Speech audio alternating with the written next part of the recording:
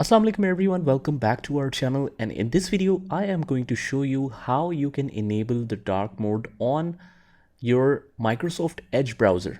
So this is pretty simple and it will reduce a lot of strain on your eyes. So let's do this. And first of all, I'll click on this three dots right here. Let's click on it, and then I'll go to settings, and over here I'll go to this appearance option right here, and let's click on dark, and that's it.